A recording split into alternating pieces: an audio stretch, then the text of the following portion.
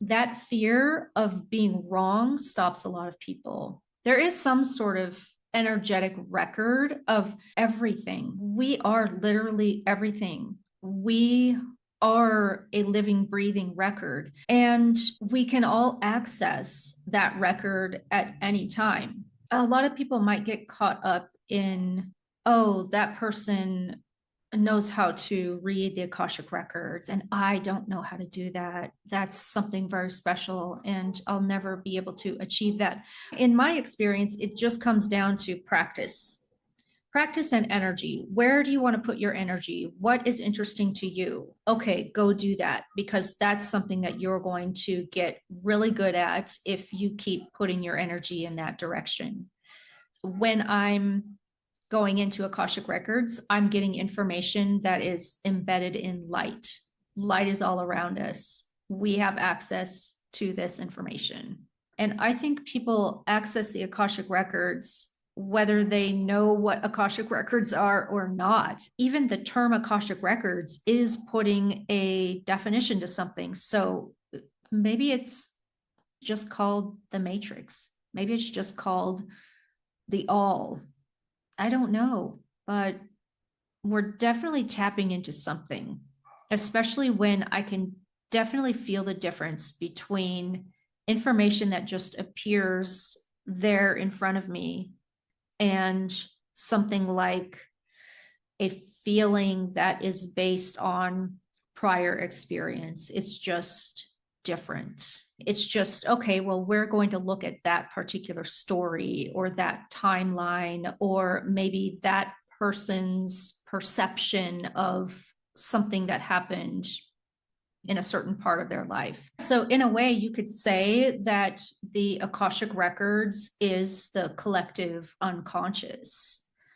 I don't really like to give definite definitions to things, even though we have to, because we're here on Earth having this Earth experience. So yes, we do have to speak the language of Earth or what it's like to be a human, because we are humans. But then when we start talking about these non-physical, I almost said non-physical things, like that doesn't even make sense. See, it's like so hard to have language around it.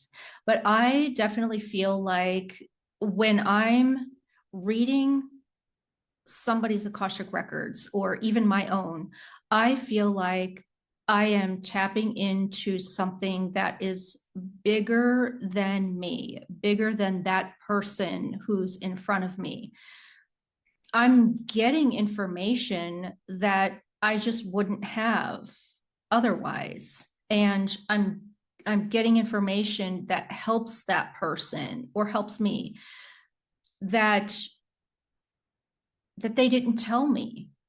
And sometimes that information is very clear. It's very pointed and directed, and here's what you need to do, and there's sort of a formula. But a lot of times that information might come across as very nebulous. But the reason I think that happens is because there really are only a few things that we really need to know. You know, one of them is probably just be love or something like that. You know, just have compassion, have the perspective that we are all connected. And if I see you as bad in some way, no matter what you've done or what you're doing right now, if I see you as bad or wrong, then I'm seeing a reflection of me. And I think that has to be the hardest thing for us as humans to grasp, because we do see all kinds of crazy things out there, all kinds of abuses. And how can we stand here and say, oh, yeah, that's me? And I'm not even going to pretend and say that I have reached that level, because I haven't. Yeah, I'm working on it. I want to leave this earth having worked as hard on that as I can, because I think that that helps everybody, because I am everybody. The first time that I accessed the Akashic Records was in a dream. I had opened up this big golden book. When I opened it, light just emanated off of it. And I put my hand on the book, and it was like I received a download of information. So just by putting my hand on that, I understood what was on the pages of that book. Another thing that was in that dream was that there was a whole library of different colors of books, different subjects of books. And it seemed like I was talking to like a disembodied guide, let's say. And I was communicating with this guide through telepathy, and anything that I wanted to access, the guide would reach off of the shelf and grab that book and open it up for me. So that was my first experience. And then when I woke up from that dream, and mind you, I had had other dreams that involved books and light associated with the books and libraries. And I never really put it together until I had that really obvious dream. And then from there, I knew that tapping into the Akashic Records was going to be something important in my life. So that's how it was showing up for me in my dreams. But that doesn't mean that that's how it is for everyone. I've definitely seen dreams from other people where records are being shown as actual records that in the old days, you used to have this circular black disc and you would put it on this machine and it would play music, or it would play, somebody talking, the old time type of podcasts. So I've even seen that as indicating Akashic Records. And so when I go in and access the Akashic Records, I tend to not see millions of books. I tend to see one book. And the way that I interpret that is that there is one Akashic record, but yet we all have different stories. So if somebody else sees thousands of books, like I did in the dream, and a guide goes and grabs one of those books, I think it's the same thing. After it came in my dream, I just thought, well, I need to figure out what this is. So I just started doing a Google search, as I'm sure many of you do. You kind of go down these rabbit holes. And I listened to a few podcasts, I ordered a few books and learned about Akashic Records. And then I just said, well, my dream showed me that I can access them. So let me just try. And that's what I usually do. I just try things. I don't worry about if I have formal instruction, or if somebody tells me, oh, you're gifted, you can do this. I just do it. And so that's what I did. And I started going into anybody's Akashic Records who would let me. I went into my own Akashic Records. I asked my family members, can I do that with you? Can I share those messages? And so I just practiced. And the more I practiced, the more information that was coming through, and then other things started coming through. So I remember I was doing one of my friend's Akashic Records, and suddenly I saw this blue being, and it looked sort of human-like, but it also had wings and a beak. And so I told this person, I don't know what's going on here, but I'm seeing this human bird thing. And she said, "Oh, that's an Arcturian." I think that's what it was. And I said, "What?" Didn't know what that was. And so she said, "Oh, yeah, check out Debbie Solaris. She has a nice series on Gaia about all of those kinds of galactic beings." And ooh, I was so excited about that. So I checked that out. Well, it turns out that Debbie was starting to teach a class on galactic Akashic records. And I thought, wow, I'm already doing Akashic records. And I'm like, this weird stuff is coming through. This sounds like it's right exactly what I need to do. So then I took Debbie's course on galactic Akashic records.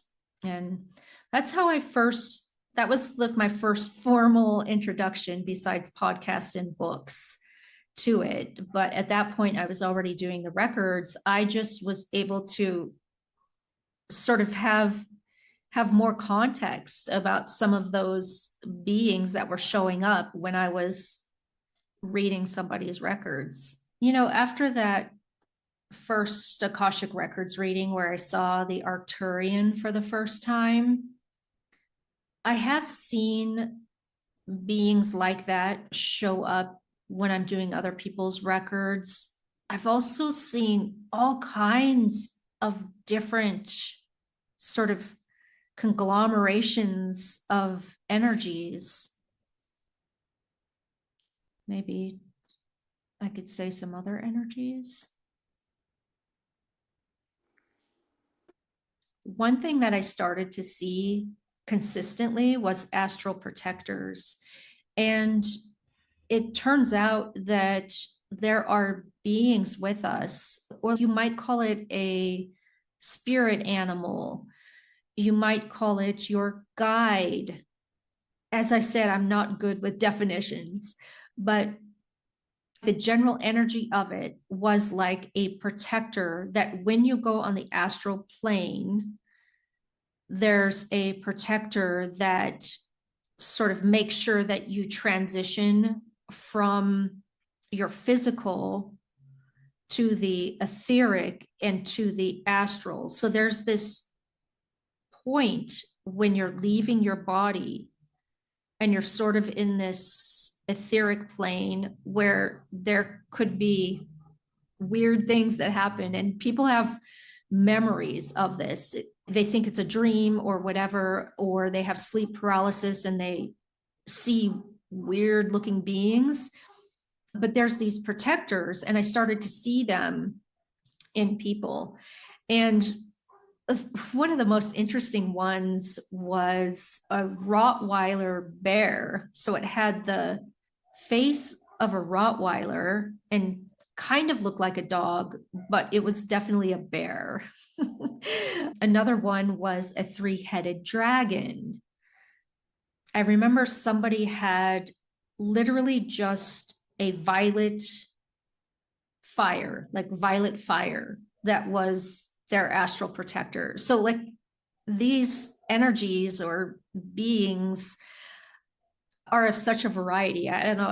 I find them so interesting. I love it when I'm able to tune into somebody and see their astral protector. But like I said, with anything, you just need to practice. So maybe your first 10, 20 times that you're fully awake going into the records, maybe it feels off, or it feels like you feel like you're making it up, or it's just your imagination, whatever.